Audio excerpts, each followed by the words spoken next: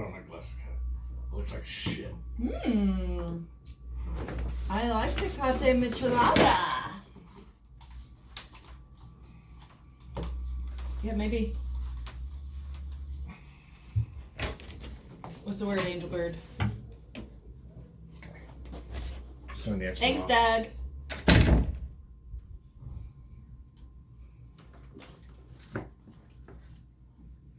Why do they have the saddest commercials on right before we go on?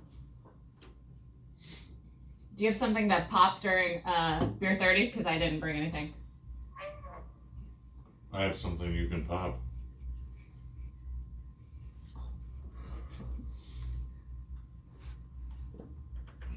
Hello, my friends. You are listening to the Bad Blonde Radio Show on News Talk KEYS 1440 AM and 98.7 FM. I wonder if anybody's listening on FM. What do you think, Chad? I bet they are. Oh, yeah. Frequency modulation. I didn't actually know what that meant. Now, today is a good day, everybody, and if you're having a wonderful day and you want to tell me why, I'll certainly say it on the air if it is PG-13. Give us a text at 882-5397. I always second guess whether I'm getting our phone number, our text line right. Did I get it right, Doug? All right, I got a thumbs up. Hallelujah. Chad, why is it a good day for you, buddy? It's rainy. Very, very rainy. All of our yards are going to look so green. I was trying to get over here and I was hydroplaning Oh, gosh. down SBID the whole way. It was like a miniature hurricane coming over. Yeah, guys, it's raining monkeys and elephants. Like, we don't usually get... I mean, when was the last time it rained down here? We're in Corpus Christi, Texas. If anybody is stayed tuned from Veterans Roundtable. We get our rain, but it's few and far between. And yeah, now it's like a great deluge. It definitely was. I mean, it was literally, I was hydroplaning. It was kind of fun. And a little bit scary too. I was going to say, I wouldn't say that's entirely fun. I haven't gone down SVID and been, the steering wheel starts twitching and you can just feel the tires are not connecting with the ground. Yeah. And that was pretty much my whole drive over here. All right, so I got a text from a gentleman named George saying that he is actually going to spend the entire day indoors, chilling out, watching Hallmark movies and drinking wine. Well, George, I really respect that. That is kind of I know I have a lot of friends. I don't really watch Hallmark movies, but I have a lot of friends that would spend the whole day doing that too. So, nothing wrong with that. Thank you for texting in about your day. That's solid. My favorite Hallmark movies were starring Lori Loughlin. Oh, and, yeah, is she in prison yet? In Bless her heart. Yes. Yeah, so oh. I can't watch Hallmark for a while. Oh yeah, that must have really come out with the jail movie. Really torn your heartstrings out. Now, why I'm having a good day, guys? Well, I have a feeling that my backyard's going to be nice and green for the next few weeks because of this great deluge. But why I'm having a good day? Well, I'm going to make a video on our it's not ours, it's actually George Finley's, the 1941 Ford F1 custom pickup. And I've been meaning to make a video on that for a while. It's a pretty cool truck. That was very, very nice. Yeah, and especially right now it's indoors, obviously, so there's nothing I need to be doing outdoors. And let's hope I don't get my hair absolutely horrible before I make a video. If you want to watch that, definitely check out the Bad Blonde YouTube. But also, almost more importantly, why today is going to be a good day for me, we are going to be talking about the history of Porsche and get to the 356, which is pretty important. And then, hopefully, I'd like to finally get us to the Speedster, but the way we talk and how many different digressions we can make, we probably might not make it to the Speedster, and we'll have to have that on the next weekend, frankly. Like, I just know I'm going to get, with Ferdinand Porsche being a Nazi and a member of the SS, we're going to kind of talk about that quite a bit. I can't help it. And I think what do you think, Chad? I digress. Yes, exactly. I can't help it. Like, well, also, when you get into automotive history, for me, my little mind goes in 100 different directions depending on the year and what we're talking about and what kind of automotive figures were important at that time. So something that should take 5 minutes to talk about, I might talk about it for 15. That's just me. It happens. I know. So that's why it's go good with day. it. So stay tuned, guys. That's going to be some exciting stuff. Now, elephant in the room, I say Porsche. The correct pronunciation of Porsche is Porsche. But I've been saying Porsche since I was 8 years old, and I'm going to do it. And we're in South Texas. But if I had, like, what do you think, Chad? How do they say it in Germany? Porsche. Dr. Ferdinand Porsche. Porsche. Yeah. So, everybody listening, that's fine if you want to text angry comments that I'm mispronouncing it.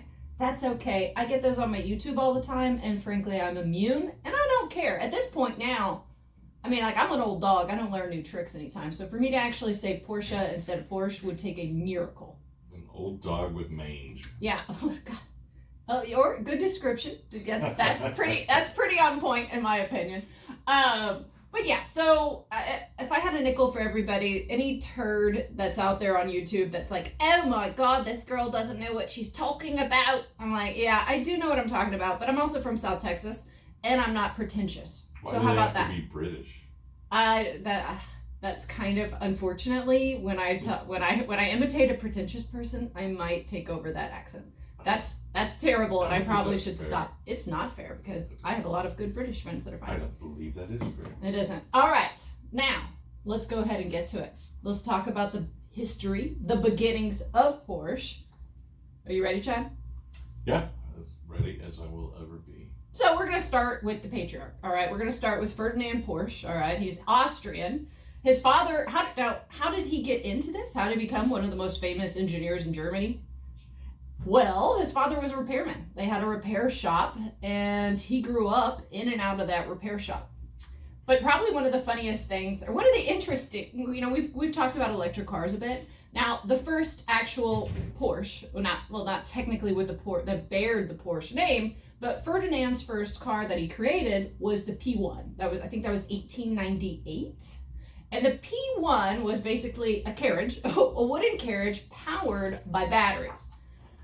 So kind of with probably causing a stir on the interwebs, you could say the first Porsche was electric. That didn't actually last long because those batteries weighed like, I don't know, 2 elephants, 5 elephants. So he actually would make that P1 into a hybrid utilizing combustion engine. You know what I mean? Batteries are heavy, and that's kind of an issue. Yeah. Still facing. It still is the issue with electric cars. So this is a fact that I think you're going to really like, Chad. And this is great. Okay. It's just interesting because you'd see where, World War I takes place and World War II and how that interacts with Ferdinand Porsche. Now, in his early days, he actually was a chauffeur for Archduke Franz Ferdinand. The band? No. I didn't even know there was a band with that name. Isn't there a band called I Ferdinand? don't. No, but basically he was the first domino. His assassination, Archduke Franz Ferdinand, was the first domino really to start World War I. But okay, and how that ended up? There's too many Ferdinands going on. Ferdinand Porsche, all right, was a chauffeur for him, and then he stopped. He started working for Daimler, etc. But there were, how Franz Ferdinand was assassinated was his chauffeur took the wrong turn. And that is how World War I started. Or the right turn. Oh, yeah. I don't, you know what? That'd be interesting to see if that chauffeur was under, on the other side and had that planned. Now, when Ferdinand was working for Daimler, he was their technical director in Stuttgart, and he designed the Mercedes-Benz SSK. So, at the time, that was considered one of the greatest race cars of the era. And it reached 120 miles per hour, which that was fast. That was amazingly fast back then. It really was amazingly fast back then because in 1948, when the Jaguar XK120 came out, it was aptly named because of the high mile per hour it reached, 120. And that was actually, at that time in 1948, that was the fastest production car. People are spoiled nowadays because for now Swiss you speed? have a Honda Accord 4-cylinder that's gonna do 160 Seriously. or 50 or whatever. I know. So it's kind of cool if you go through automotive history, the advances, but yeah. back then the advances were a little bit slower as they reached them, and now with wind technology, tunnels, and CAD design and computers and blah blah blah. Wind tunnels really changed the game. They have, And I always thought that was the coolest thing ever, was racing before wind tunnels. And these people, like the chaparrals that had a fan to suck them down to the ground. Yeah. Just all the cool stuff people would do. The Tyrrells with the 6 wheels, 2 little wheels in the front, Formula One, and just all the neat stuff people tried back then. Now you just put it in a computer. Yeah. It's just not as fun. The sauce is less spicy when it's done that way, right? It is. You gotta put some spice. You gotta have some spice. All right. So, after he did the Mercedes-Benz SSK, he was kind of one of the most famous engineers in Germany. And, when I was reading about that, I thought, that's so interesting, because we right now do not have, off the top of my head, I probably could only come up with like maybe 3 or 4 famous engineers, because now we have kind of these superficial celebrities that take up space in our minds, as opposed to having these, actual geniuses, right? Like back then, Dr. Ferdinand Porsche was famous because he was a great engineer. Now Kim Kardashian, for famous. She's a great engineer also. Videos. Yeah, exactly. Like, I don't know. I thought about that. I let my little mind think about that for a while, about how our mind is now taken up with these characters that are not important, frankly. No, we definitely, as a society, have allowed ourselves to be distracted by untalented people. Inane, superficial, all of that. Now this is how we're going to digress so much. So back to that. Now, since he was the most, you know what? Doug just cued that we got to take a break, guys. Y'all stay tuned, because I'm going to talk all about Dr. Ferdinand Porsche becoming a Nazi, joining the SS, and building the elephant tank.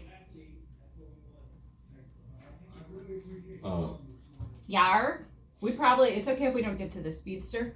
We'll save that for next time, for people to stay tuned. And we get to talk about my house. Anyway, pay more attention to your time so that you can segue yourself in. I know, I just kind of got into it. My bizzle. Well, what's your little computer thing and then segue? Also, some guy texted, not hydroplaning, aquaplaning. Is that even a thing? It's always been called hydroplaning. Thanks for being a turd, David. I'm just kidding. No. He capitalized not. Well, so we can let David have his moment of glory. Touchy. Do you have another White Claw so that you can pop it? Yes. Because I already popped this. But I do. It's always been hydroplaning. Well, now I'm going to Google aquaplane. I have never heard aquaplaning. Aquaplaning or hydroplaning.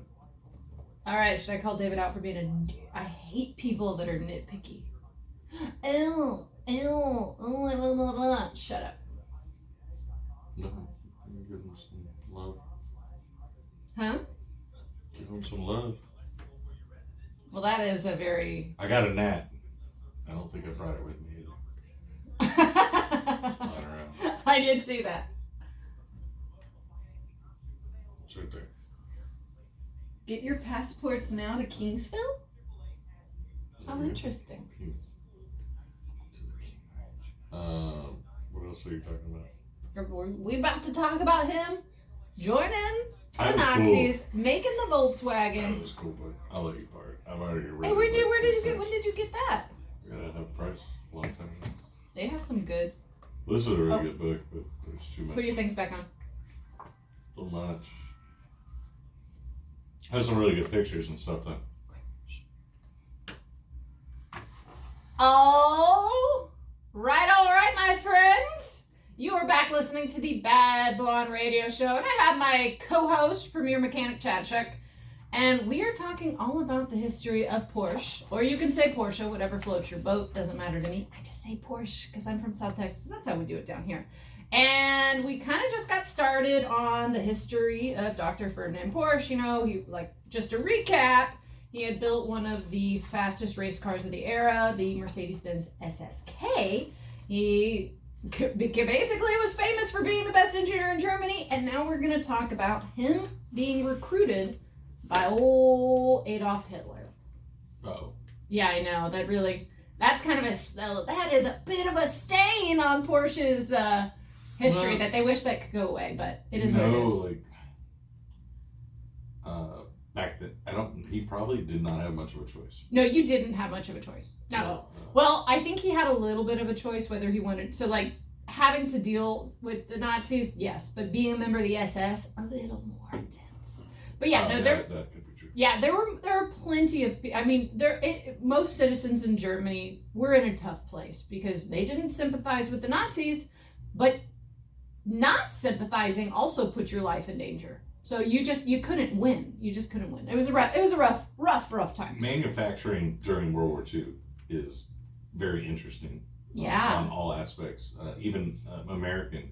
You know, you had Singer 1911s, Remington Rand 1911 pistols. Yeah. All these manufacturers that usually made sewing machines or light bulbs or whatever, you know, during the war, joined the cause and started producing firearms, grease guns, all types of neat stuff, and it's cool how that is manufacturing was able to just join the war effort. Yeah. Yeah. Oh, we should have like a whole episode devoted to that. Yeah. For sure. Go ahead. You're good. Yeah, it's okay. I already warned everybody we were going to digress because that's how it goes. All right. So Ferdinand is known for being an exceptional engineer. So of course, Adolf Hitler is like, hey, I need to recruit you. And now just to paint the picture of what Germany looked like after World War I, it was not exactly a prosperous place. What was the Treaty of Versailles, was it? Anyways, one of the treaty that was signed after World War I did not put Germany in a great place financially, and that is kind of what the catalyst for somebody like Hitler to come into power. And Hitler, once he got into power, he wanted to have a car that a small family could fit in, that was reliable, that was fuel efficient, cheap to make, most importantly, and light. And Chad, do you know what car I am talking about? The people's car? Volkswagen. Oh. Ferdinand was recruited to work on the Volkswagen. So Volks means people, Wagen means car. Kind of goes to place. You've worked on many a Volkswagen, Chad. I have, and they are the people's car. They were a really cool car. Yeah. We have one in front of our shop right now. Yeah, and I wish they made cars like that still. Right. Just a reliable, easy car that got you from A to B, not too much in it, and cost cheap. Yeah. And you can fix it yourself. Very similar to the Citroën Duchevaux, right? As far as, well, I should say... German and French engineering is a little different. I didn't actually mean engineering. What I meant was the concept behind it. So, same thing with France. They needed cars, and André Citroën was like, hey, I'm going to make a car that's cheap, that, can fit a family, and that can carry... The literal quote on him deciding on how this car was to carry a bushel of potatoes and a carton of eggs across a bumpy countryside successfully. So it's those two. The concept behind those two cars was really utilitarian to just be accessible and cheap for the citizens of that country. I think the measure of a car is a little different now. 100%. Now I do want to mention. So it was proven this happened frequently. All right, let's call it borrowing, but technically it's stealing of ideas back then. Ferdinand Porsche definitely took, and it was proven in court later on, definitely borrowed a lot of Volkswagen design ideas from Tatra, which is a Czechoslovakian automotive manufacturer. I love Tatras. They're super cool. They're adorable. One of the first ones I saw in real life was at I think it was at the Lane Motor Museum in Nashville. And that was probably, I don't know, in like 2014, 2013. They made the Scarab, didn't they? You're incorrect, but it looks very similar. It looks super duper similar. Anyways, that was actually proven in court, and nobody talks about that. You know what I mean? Like, just I actually cover that court case in one of my YouTube videos covering about a Volkswagen. I don't remember the year the Volkswagen I was covering, but I hit on that because it's kind of important, because not a lot of people know of this Czech auto manufacturer, but a lot of people know about Volkswagen, and much of that was stolen. Do you want to Google whether Scarab was done by Tatra? Because now I'm second guessing myself. But I actually... So... I'm going with me on this one. Of course you are. That's not a surprise. So, Ferdinand creates the Volkswagen, right? And then after World War II in 1945, Ferdinand was arrested and imprisoned for his affiliation with the SS. That didn't last long. I think he was out within 3 years. Now, also that arrest wasn't just for being in the SS. He also created the elephant tank that the Germans used to kill quite a few people. It looks pretty rad. Google the elephant tank. It sounds cool. But you know what? Every tank I think is pretty impressive. The big German tank was the Panzer. Mm-hmm. I never really heard of the elephant tank. Yeah, well. Sounds like it has a long trunk. That's funny, because I get that. Okay, so now we're going to jump forward. It's 1948, and Ferry, which is Ferdinand's son, also named Ferdinand, but called Ferry, has taken over the business, and he has designed what would really be the most influential, we could really we could have a deep debate between the 356 and the 911, what's more influential, but this was the first one, and it really is what made Porsche cars what they are. I don't know if you get away with being called Ferry and making a car in the United States during this time, but it's just, I don't know. I got that. That took me a second. I was like, huh? What do you mean? I now get it. Now so it's 1948, and Ferry has taken over the business. He's designed and created the illustrious Porsche 356, and really, this is considered Porsche's first production automobile. But there is some debate. And that debate revolves around the Type 64. Do you know what I'm talking about, the Type 64? No, tell me more. I will. Right. I will. So actually, guys, I got to see the Type 64 during Car Week of 2019 in Monterey, California. So the Type 64 has the nickname of the Nazi Porsche. And I know. And many, and especially the people that have their hands, whoever owns the Type 64 is really probably the ones mostly propagating this rumor that the Type 64 was the first Porsche, because when you think about that, that increases the value of the Type 64 significantly. Now, only 3 of the Type 64s were ever produced. And really, I think you can consider that more of a concept car. It wasn't production, and it was before World War II. And when you look at it, there really are undeniable similarities between the 356 and the Type 64, like looks wise. You can see where that design did go, and I'm looking at it in my book. Yeah. Porsche. Can I borrow that book? It looks really nice. No, it looks like a unrefined 356. The lines are...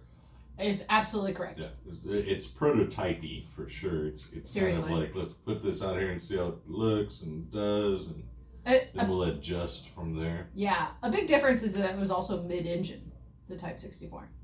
Yeah. All right, guys, I'm going to tell you all about the Type 64 and its big kerfuffle with Sotheby's auctions when we come right back. That's actually... Huh. I could get you one of these books. Actually, I found out at half price, and it's the coolest Porsche book ever. It is. Now, sometimes sometimes you can really get some sweet car this is books. Like, of everything Porsche, this book is just everything. I've read it. I was going to say, you should start reading that a while. I've already read it like 2 times, but it's too much to remember. Bullet points. Too little brain.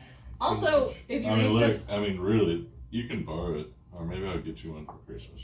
But this is like really a super cool book of the history, racing, everything, very bootsy. And that is nice. la la la la la. It's a super cool book. Neato Bagito. So what's this? Oh, we got a new message.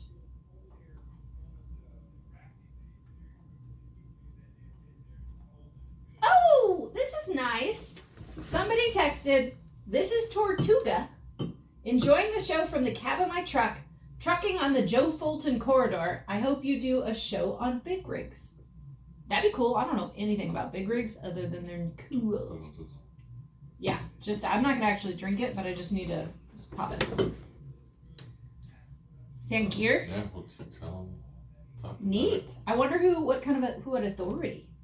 Maybe somebody that, don't we have, you got a little, you know how this stuff breaks up? You got some of it on your, there you go. That's why you need to buy your own. Yeah. Once like I get paid from the show. Same. Is this? No. It's not. Yeah, I'm not very... That'd be cool because I would like to know about it. The history behind it. What, big rigs? Yeah. Probably pretty interesting. I mean, also, I think that's... The supply in America. Yeah, that's one of the top, if not the top, transportation of all of goods and such. Are we back on? It is. It would be interesting. I'm not very educated on. I wonder who we'd loop in. How you loop in? Loop? Yeah, like somebody bring in an expert. One of my friends may be able to. He's a mechanic at Volkswagen. But his dad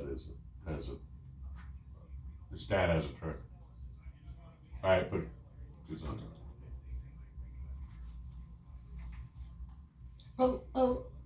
O'Reilly's.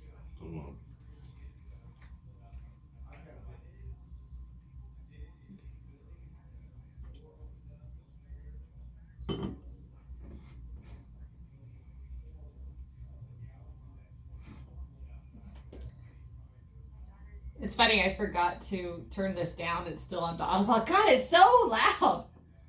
It's because I left it on again.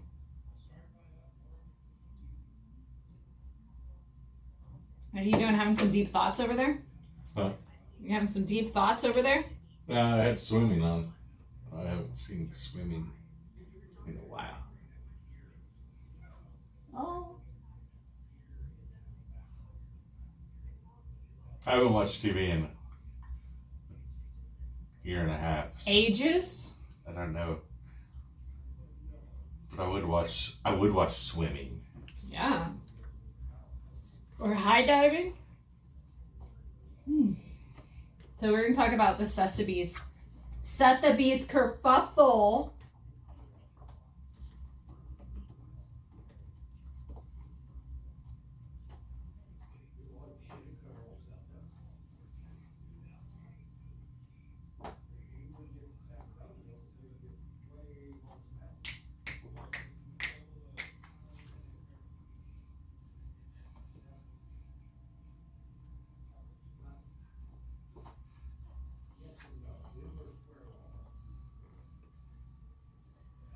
All right. Hello, my friends. You are listening to the Bad Blonde Radio Show. Welcome back. And we're here every Saturday at 10 a.m.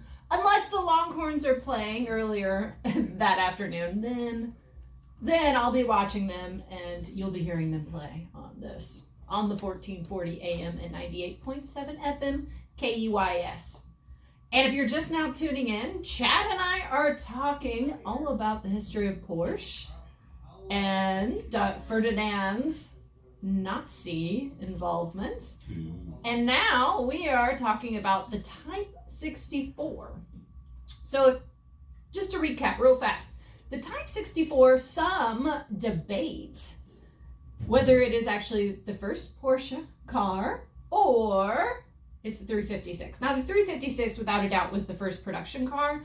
And I honestly think that the Type 64 is just, whoever owns it is propagating that talk, frankly. And the best part, I can't wait to talk about this because it was the talk of the town for 2019 Car Week. It was probably the funniest thing that happened. What time is it? What time? What do you mean? What time was it? What time was it? What do you mean? It was beer 30. Oh my gosh! Thank you for, guys. Pardon me. It is actually bottom of the hour beer 30. Who am I? What is wrong with me? All right, guys. So I am going to be drinking, and bottom of the hour beer 30 means it's an excuse to have a beer at 10:30 on a Saturday.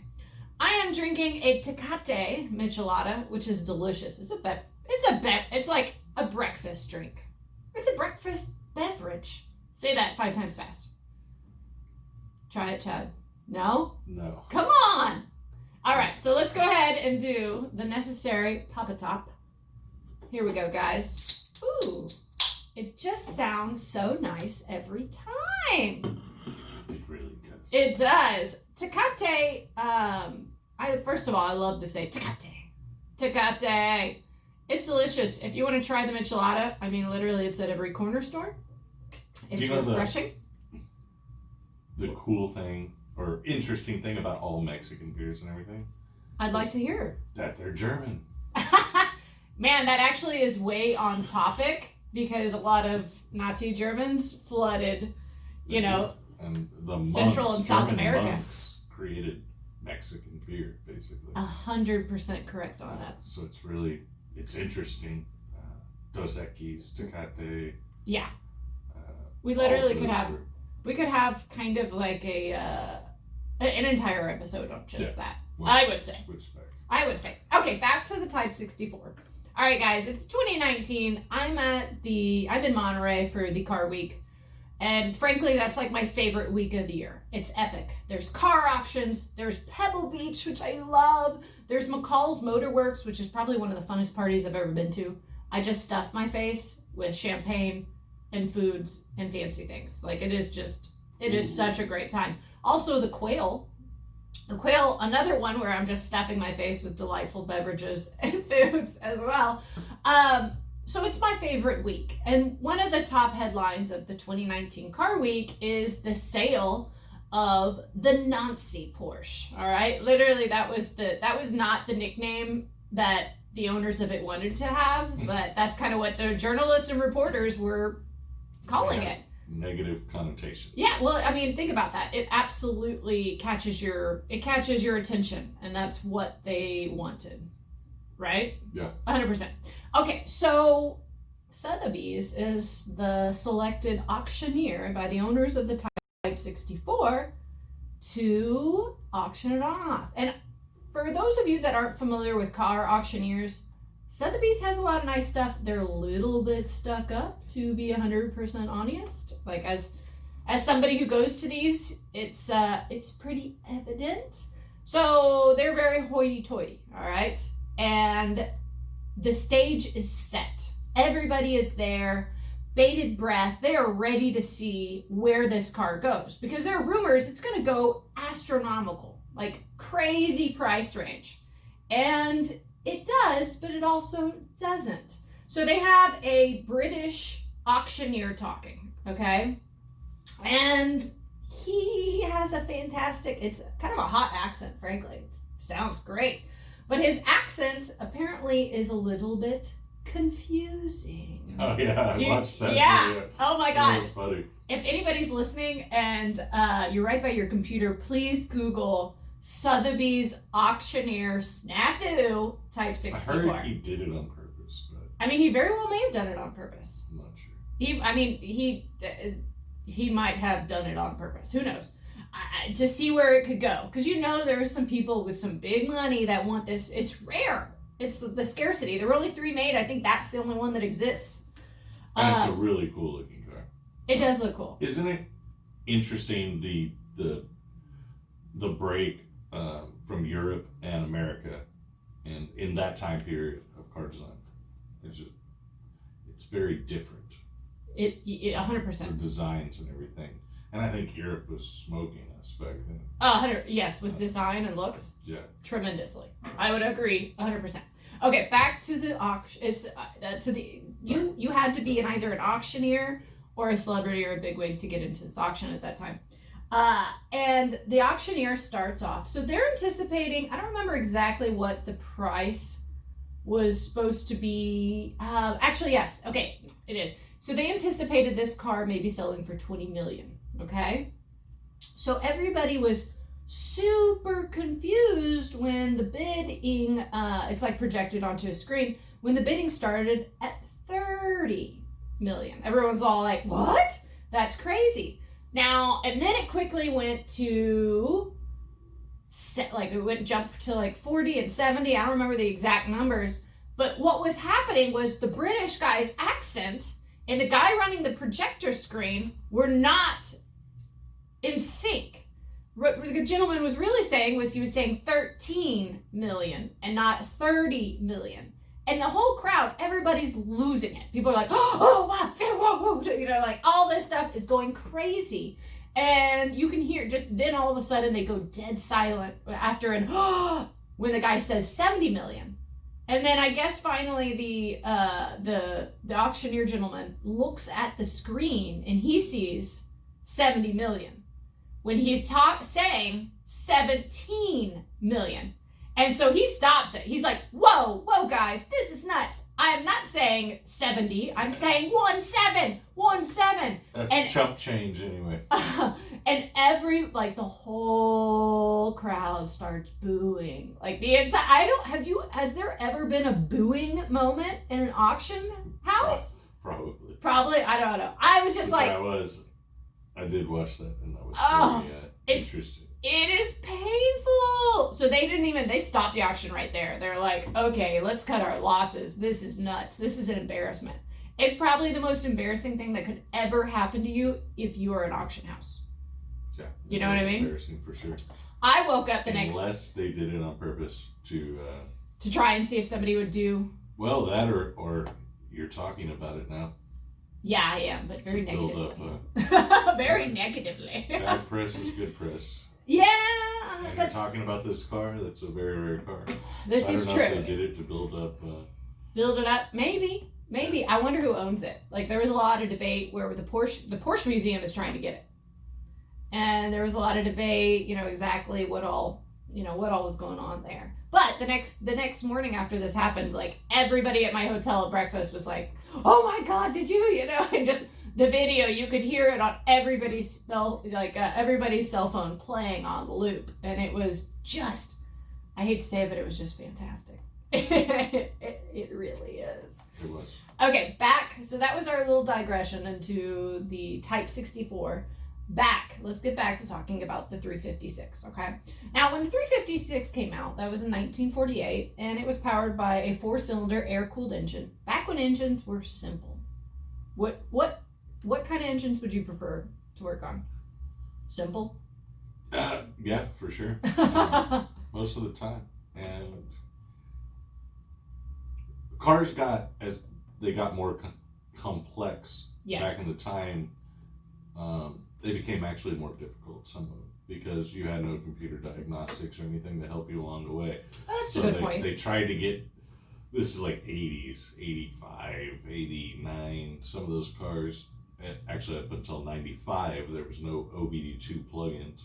So some of the more complex stuff they were doing without a computer to help you along the way. Yeah. It can take a lot of time to find the issue. So I get that. These were very, very simpleton. Oh yeah. But ahead of their time. I just feel like, of course. I just feel like if you told a teenager, 4-cylinder engine, they'd be like, what? Because now supercars are the popular thing.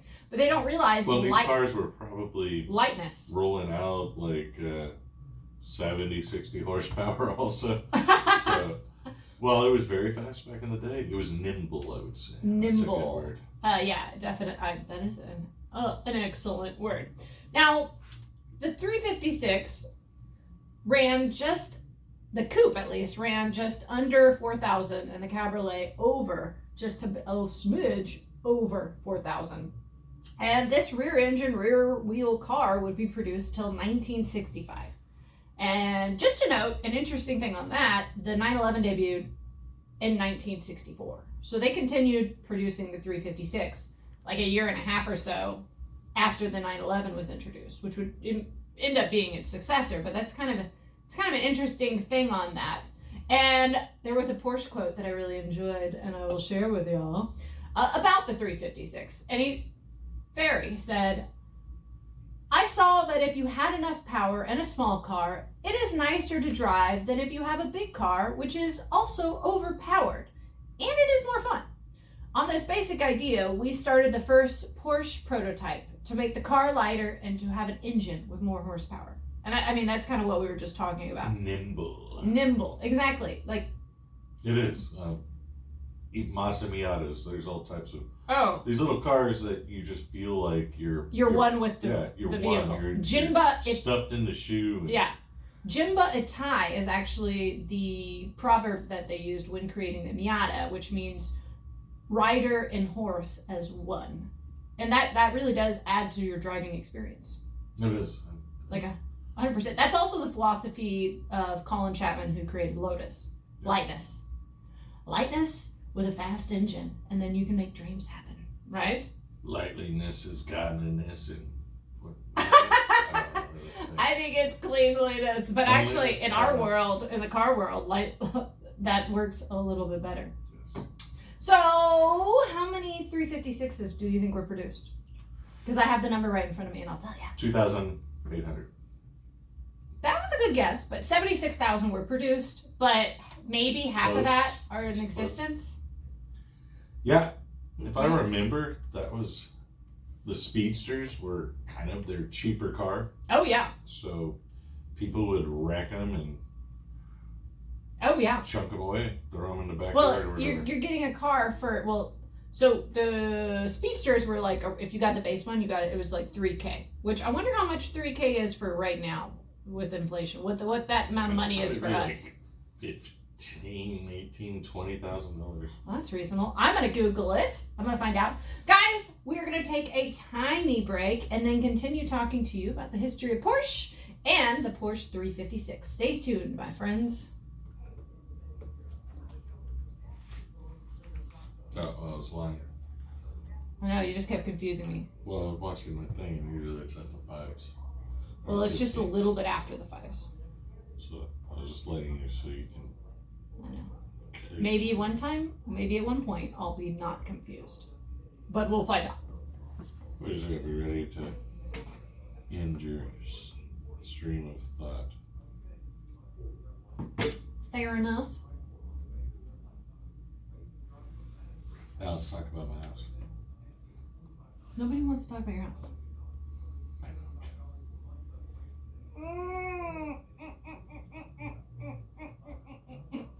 So are we when are the Olympics? I don't think you're gonna have an Olympics. What? These are not the super spreaders. They'll get over the COVID-19 like that.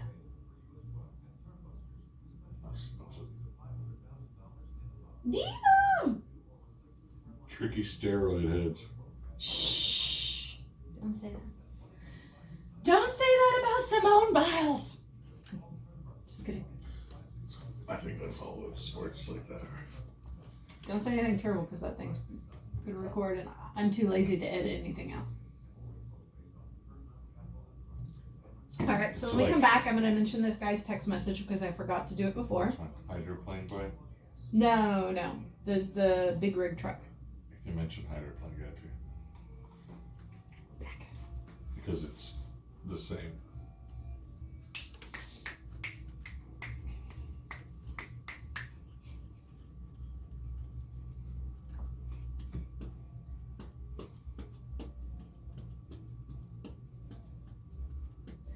All right, hello, my friends. I was tempted to sing out the rest of the Rolling Stones, and then I realized that is not a great idea.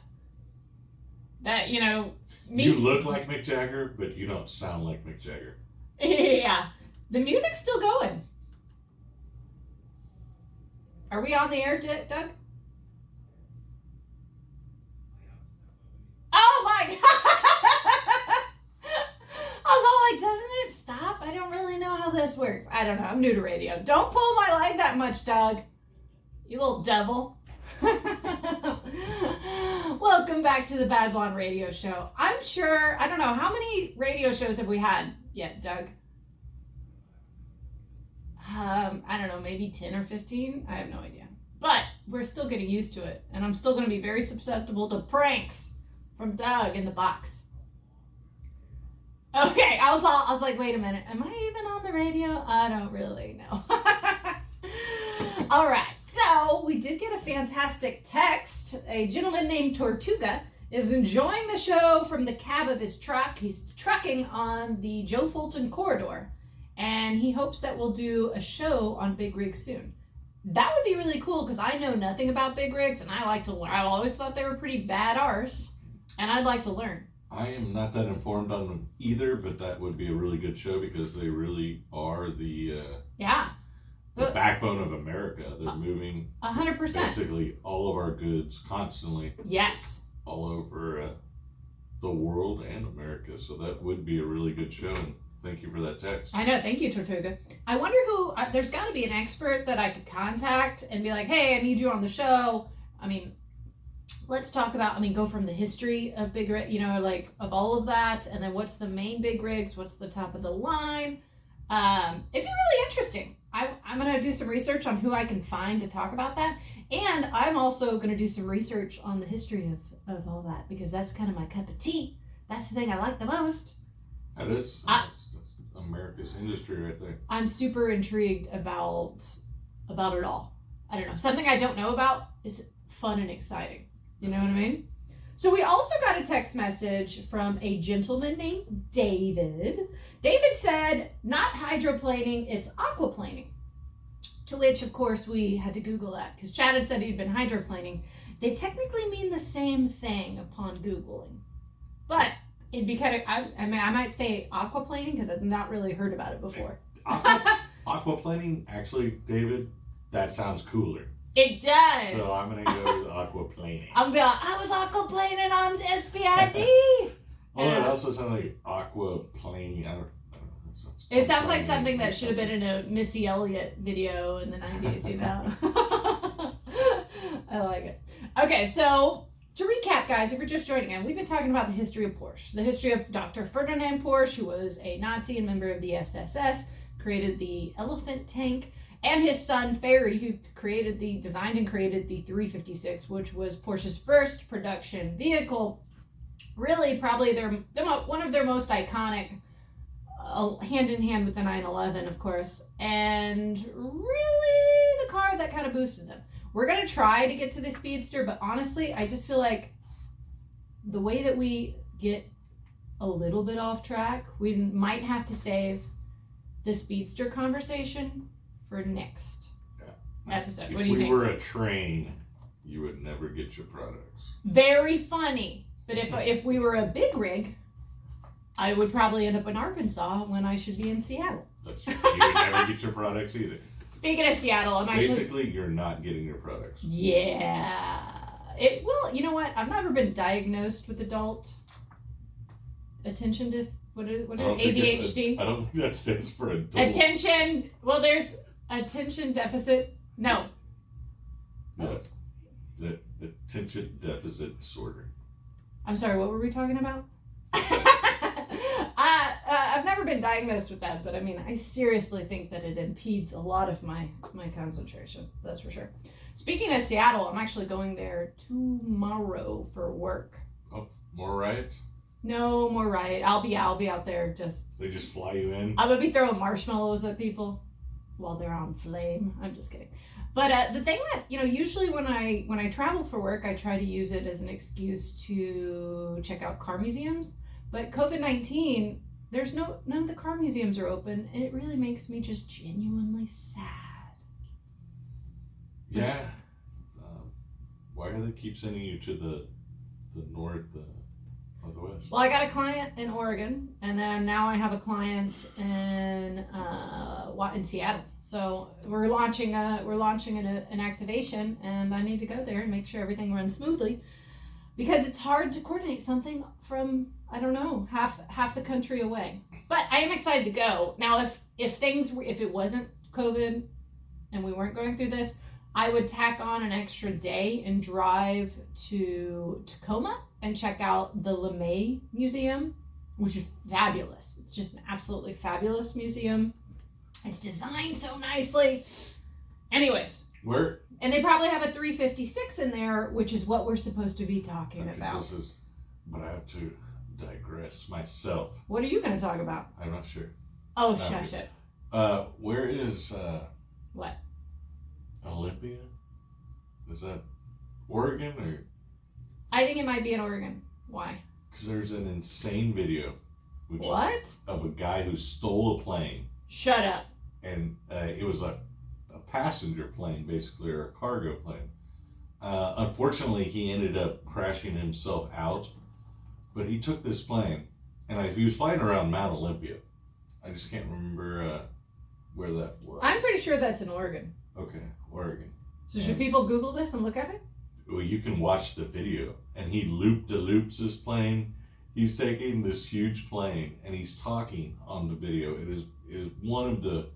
Dear Lord. Unfortunately, he did pass away and kind of crashed his plane out. But if you listen to the video, he is so funny.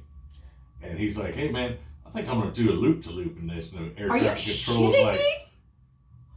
they're like, yeah, well, I think we could try that. And he's like, yeah, I'm going to do it. He's like, whoa. Well, I think I threw up a little, man. And he's like, my God. Off. Yeah, and it's you should Google that. This guy is like, I don't know. I think he's super cool. Lord. So it's actually in Washington. Olympia's in Washington. Yeah. Well, I'm gonna watch this when we're off air. That's for sure.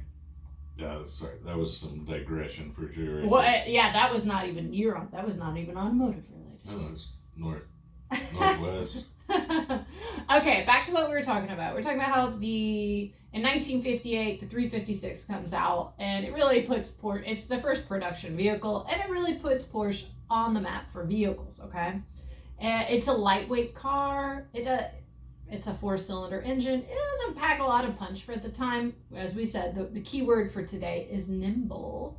It was nimble. It had the right looks. It was a good looking car, and frankly, you know what's interesting about that? So one fun fact. All right, so it comes out in 1948. What else comes out in 1948 is the Jaguar XK120, which is my T. That's my favorite car, like ever. And which do you think was more expensive at the time, Chad? The 356 or the XK120? I would have to go XK120. You would think that, right? Well, I was absolutely flabbergasted when I found out that the 356 was $300 more expensive than the 120. And the 120 was the fastest production car of its day. And it's way beautiful. Engine-wise, everything. It's a larger car. It's a straight 6. A lot more into it than the 356 for sure. So if I'm remembering right as well, the Jaguar XK120 was the first and only foreign car to win NASCAR. NASCAR? Yeah. They joined, they won, and then NASCAR said, you know what? Let's go ahead and not allow any foreign competition. That is what I want to see in NASCAR. I want to see an XK120 going against a Chevy whatever back then and Bel Air, and let's have some fun. You know, now it's like a Toyota and a Chevy, but they're all the same kind of. You know, it's like that's not a Toyota really. That's a race car. Yes. Okay. It remains the only import to ever win NASCAR. Wow, and that was in 54. I know. I wonder if they're in 54. I mean, they probably have video of that, right? They should. I'm hoping so. Oh my gosh! It is already time for us to say goodbye. How does this already happen? It's just the hour goes so quickly. We can do another hour, Doug. I know, hour. Can we just add it on? I'm just kidding. All right, guys. So we hope you stay tuned for next Saturday. We are going to be talking all about the Speedster because we didn't quite get to it. See you next time on the Bad Blonde Radio Show. See ya.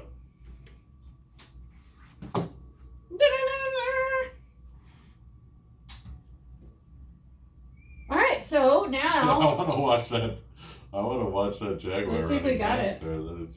Isn't that cool? Phil Hill and the Jaguar XK120. Wait, no, that's not it.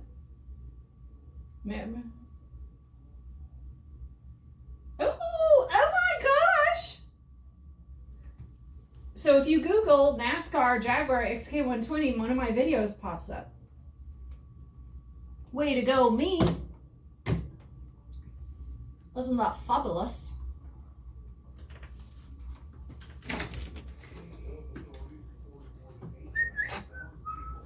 Are you gonna buy yourself some of these? Yeah. They're so nice. I probably should. These are been a little bit more. You got all this black stuff on you from it. Other people's earwax. Yo. Yeah, this book is cool. Maybe I'll get it for you for Christmas. We'll read up. So we're gonna cover the Speedster next week. And totally want to do the big rig thing. Learn something new.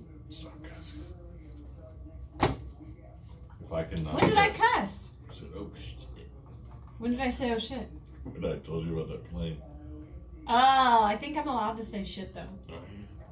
If I cannot cuss, you should definitely be able to not cuss. Don't tell me something epic. Cabeza de vaca. Watch that video. I'm gonna watch that video. The dude's like looping this plane and flying it all So he over. stole it. And he's getting chased by fighter jets. Yeah, he just. So why would air traffic control be like, okay, do that? Because they're trying to get him to land. And he's like, I don't think I'm gonna land. And he's like, yeah, well, maybe we can land over here. He's like, you know what? And he's like, he's so funny and cool. He's like, you know what? I don't think I'm gonna land. You know, I think when I do, that'll be my only landing ever. And they're like, well, he's like, I think I'm gonna do a loop to loop. Like, well, you can't do that in a place. Like, we're about to find out. And he's like, it's so funny. This dude is cool. He's like one of my. Did he try to? Was he? Yeah. Intending to die. Yeah, I guess. But I was like, dude, that's cool. I shouldn't say that, but. I mean, if you're gonna go, that's an epic way to go. He did. He stole a cargo transport plane that isn't Damn. supposed to do a loop to loop. Probably the only one ever to do that. And he was doing barrel rolls. Oh and my people God. are like on their phone. He's over a lake. He's being like careful. He doesn't want to hurt anybody. And these people are filming it. And he's on with air traffic control, just being hilarious, telling them like, "Yeah, man, you know what?" They're like, "No, don't do that." He's like, "Nah, I think I'm about to." Whoa, man. That was cool. Oh, I think I threw up a little. In my mouth. Oh, It is hilarious. damn. It's cool. I don't even know how you would do that. It was bonkers. He did like baggage or